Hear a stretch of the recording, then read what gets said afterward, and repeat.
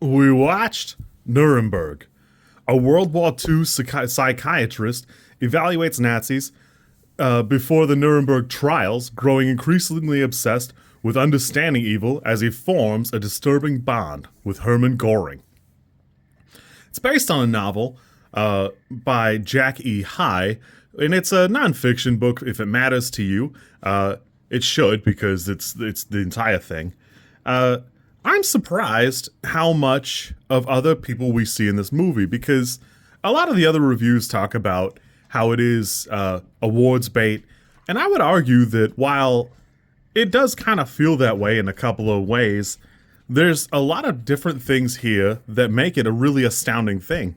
For one, go look at photos of the trial and look at the set pieces, because they really are nailing it. It really does look fantastic.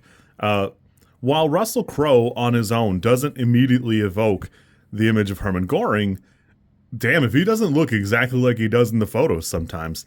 His demeanor, the way he moves a couple of times, it's pretty much spot on. It's right there.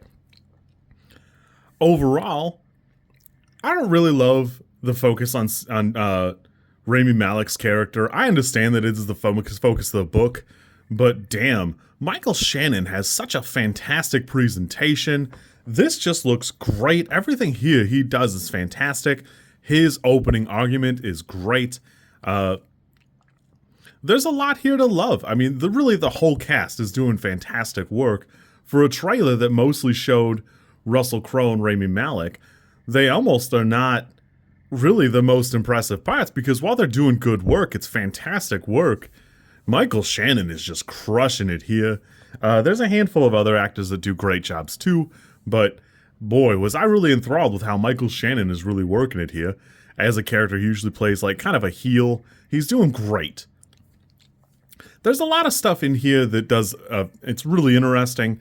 I actually think it's super interesting that Jackie High commits so closely to the way Rami Malek's character basically goes slowly insane over the course of his life later on, especially given that there's at least a little bit of contention as to how he died, where people have said a lot of times that it was a cyanide capsule, which seems kind of suspect, and his family actually says he was seeing a doctor, had some stomach problems. It could have been a lot of things, but he was pretty prone to depressive episodes towards the end, and would often threaten to kill himself. It was a pretty common thing, apparently. So it's kind of sad in that way, but like the whole ride is kind of wild. Everything here is very fantastic, and while I agree in some ways, a little bit of it does feel a little like, I don't know if Oscar bait is really the thing. I think this kind of movie is important. It's important to see the way things were very close to the end of World War II and how things were handled, because we look at it with a very different gaze, 50, 60, 70 years ago now.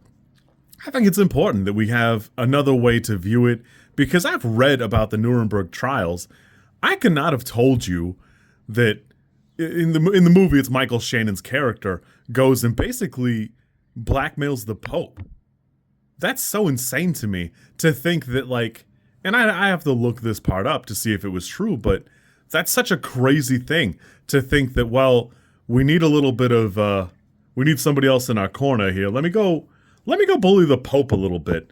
That'll work. And it does. In the film, it does. I don't know enough about the history. I'm not as much of a history buff as some of you might be. But for a movie that I kind of rolled my eyes out, I thought, all right, this is looking kind of drab and washed out. I don't know if I'm going to watch it. The performances really are fantastic, and the presentation is amazing. Everything here does a pretty good job. There's a big... one thing that they do skip over that I don't know if it's in the book, but I wish they had harped on a little bit more about. Goring wasn't opposed to being executed. What he didn't want is he didn't want to be executed by hanging, which he considered somewhat cowardly or humiliating. He wanted to be killed in the firing squad or something like that, and he thought that was like a soldier's death. It's so crazy to me to exclude that, because it seems like such a bizarre sticking point, especially in this day and age, that, you're being killed, it is what it is. But he's so determined to have it done this way and nothing else. It's kind of crazy. I don't know. It's just some interesting little factoids I learned while watching. At 148 minutes, it probably could stand to be a touch shorter. I like James Vanderbilt's work. He's got a real interesting catalog, but for me, there was 40 minutes left and I had to switch. I was watching it like at work or something, and I went, oh my God, all right, I guess I'll go home and finish this. Overall, I had a good time. This for me is like a 6, but I would argue that while I typically do not seek out real world events movies very often, I think it's an important movie to see made. I understand that the Nuremberg trials have been cinematically portrayed before, but I would actually tell you that it probably hasn't been done in like the last 20 years. I would guess it's only been done a couple of times in my lifetime. So I think it's worth looking at. I'd actually be interested to see if there's still prints of the 22 cells in Nuremberg, which was Kelly's book, because it seems like he struggled to sell it, but people would really look closely at it now. That, you know, if he wrote it now, people would be obsessed. I don't know. I had a good time with this. Like I said, probably a 6 for me, but it really did surprise me. I didn't think I would like it at all. You kids be good. I'll catch you later.